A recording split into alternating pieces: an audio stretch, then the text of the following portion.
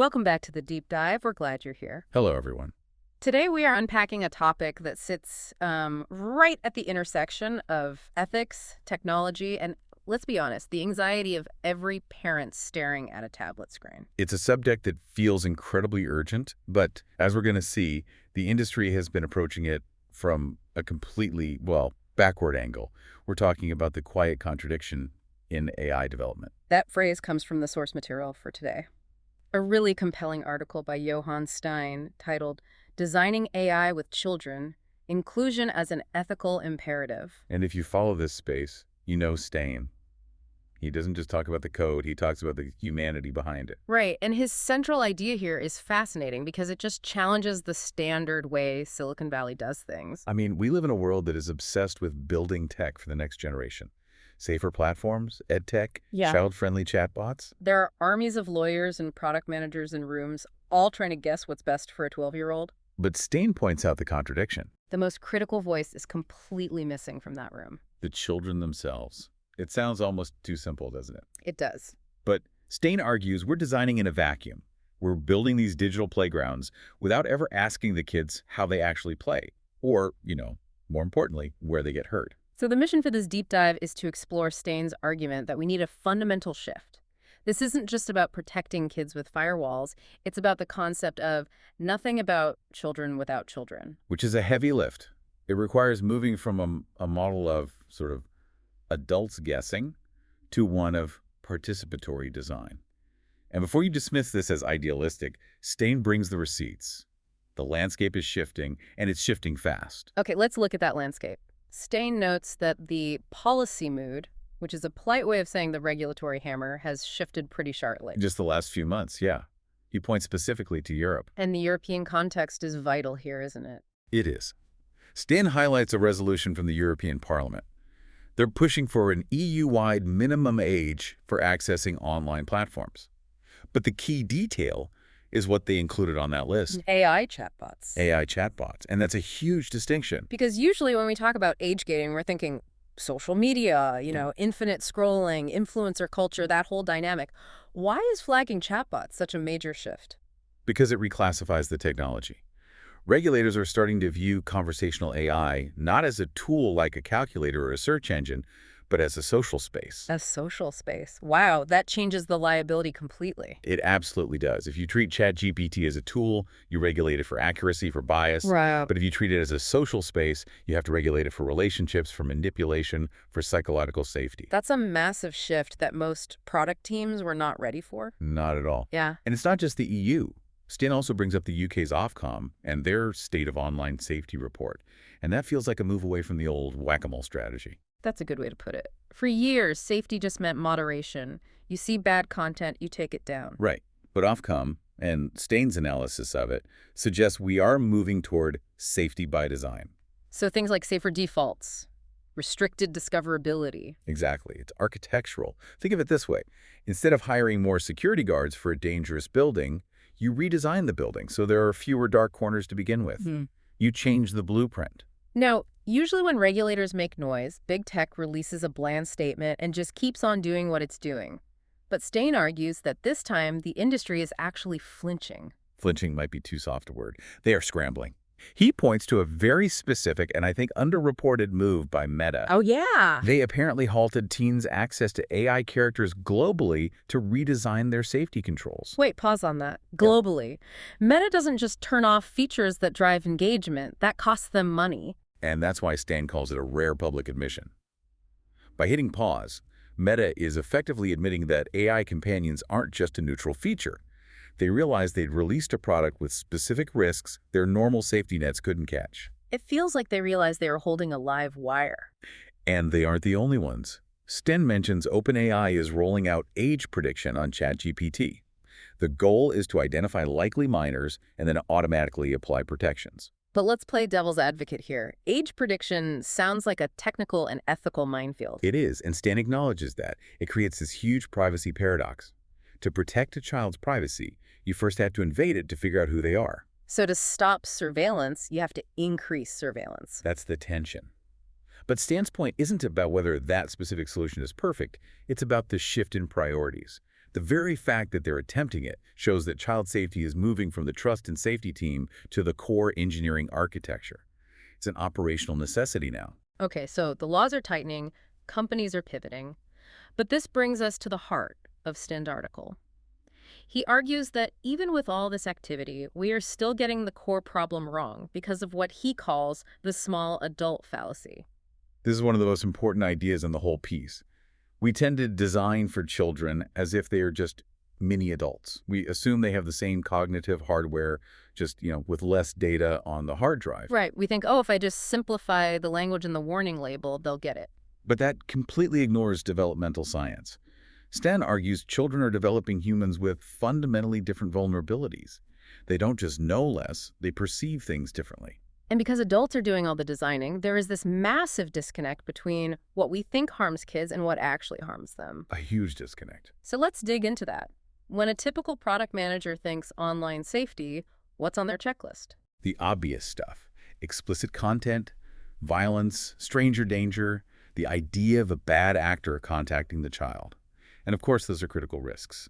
Nobody is saying ignore them. But Steyn says that's the adult view of harm. What's the child reality? He lists these less obvious, more psychological harms. Confusion, embarrassment, social pressure, and specifically with AI, he highlights manipulation through flattery. Flattery seems like such a strange thing to call a harm.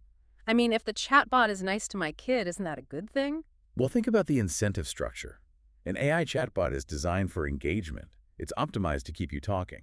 So if a child interacts with an AI that constantly validates them, always agrees with them, and acts like their best friend, that creates what Steyn calls a quiet erosion of boundaries. It's the yes man effect, but automated. He calls it the friend trap.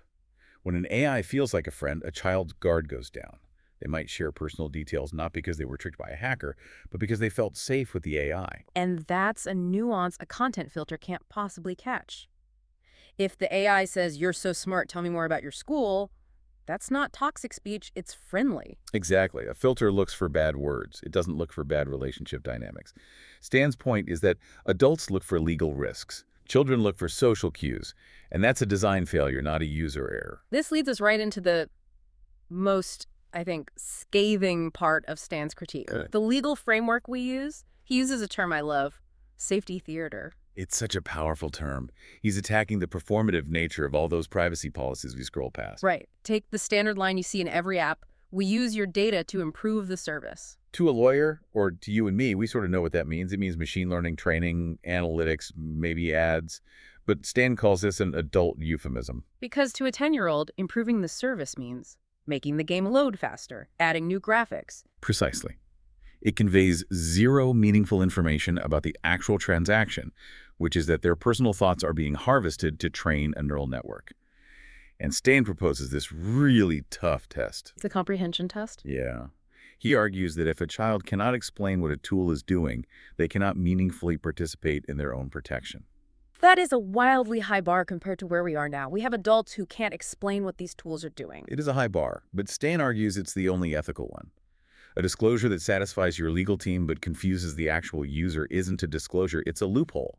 It's safety theater, a policy that looks strong on paper but just falls apart in the real world. So we have a small adult fallacy causing us to miss the real harms and safety theater covering it up. What's the solution? He does outline a path forward. He does, and it all circles back to that core mantra, rights-based design. And this isn't just his idea. He references a UN Human Rights Office initiative where they actually went out and asked kids what they wanted. And I'm guessing the kids didn't ask for better indemnification clauses. No, surprisingly not. They ask for transparency. They want to know how the game is played. They want clear protections and meaningful ways to participate safely. So what does child participation actually look like? Because I can hear the tech CEOs thinking, great, now I have to let a focus group of fifth graders run my engineering department. And Steyn is very clear to head off that criticism. He's not suggesting we hand over the keys to the kingdom. Participation doesn't mean asking kids to code the safety features. So it's about testing for comprehension. Yes. It means involving them early with ethical safeguards like parental consent and trauma-aware methods. But the core action is testing. Can a child explain what your product does? Can they explain what it collects? And maybe most importantly, do they know what to do when it feels wrong or gets weird? That's the comprehension requirement. It's a direct challenge to product teams. It's not enough to have a report button hidden 3 menus deep. If a child can't explain the recourse mechanism in plain language, your design just isn't finished yet. This feels like it moves the whole conversation from compliance to governance. That is the shift Steyn is calling for. He's speaking directly to corporate boards here. He says child impact belongs in the risk register, right alongside privacy and cybersecurity. It's not a marketing problem, it's an operational risk. Absolutely. If you build AI that kids will inevitably use, you cannot treat their rights as a sentimental add-on. Steyn argues that if you don't do this rights-based design, you are building a defective product. You're creating liability. And he also has some pointed advice for policymakers, right? Because vague intentions seem to be the standard output from most governments. He wants measurable practices. Steyn argues that regulations need to focus on things you can actually audit. Are there safer defaults? Is there data minimization? Meaning, are you only collecting what you absolutely need? Yes. And are there limits on persuasive design? That goes right back to the friend trap. Start building things that are engineered to addict children. Right. And stop calling it engagement. Call it what it is. Steyn's critique of safety theater is that it lets companies hide addictive design behind a wall of compliance paperwork. He wants to tear that wall down. It's a really compelling argument. It forces you to reevaluate that accept button we've all become so numb to, we just click through. And we teach our kids to click through. That's the cycle he wants to break. We tell kids, be careful online, which effectively blames them if something goes wrong. Steyn is saying to the companies, no, you be careful how you build. And the only way to build carefully is to actually include the people you're building for. Nothing about children without children. It sounds like a slogan, but in the context of this article, it's a rigorous design methodology. Okay, so let's try to synthesize all of this. We started with the quiet contradiction building for kids while completely ignoring them. Then we looked at how the EU and UK are redefining AI as a social space, which is forcing companies like Meta and OpenAI to scramble. We unpacked the small adult fallacy, that dangerous assumption that kids are just smaller versions of us, which blinds us to psychological harms like AI flattery. And we landed on the solution. Moving from safety theater, those legal disclaimers nobody can understand, to rights-based design, where comprehension is the actual metric of success. It's a comprehensive framework, and honestly, for anyone in the tech industry, Steyn's article is a bit of a wake-up call.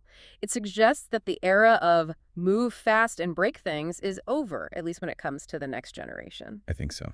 I want to leave our listeners with a practical thought, something to take away from Steyn's comprehension test. Go for it. The next time you download a new app for your kid, or even for yourself if it's something they might use, don't just look for that kid-safe seal of approval. Try to apply this test. Ask yourself, could a 10-year-old actually explain how this thing works? Do they know who is listening? And if the answer is no, then all those safety features are just theater. Exactly. It's a tough standard, but it's the right one. Johan Steyn's work is definitely worth a deeper read if this is a topic you care about. It's essential reading for the digital age, for sure. Thanks for joining us on The Deep Dive. We'll be back next time. Goodbye, everyone.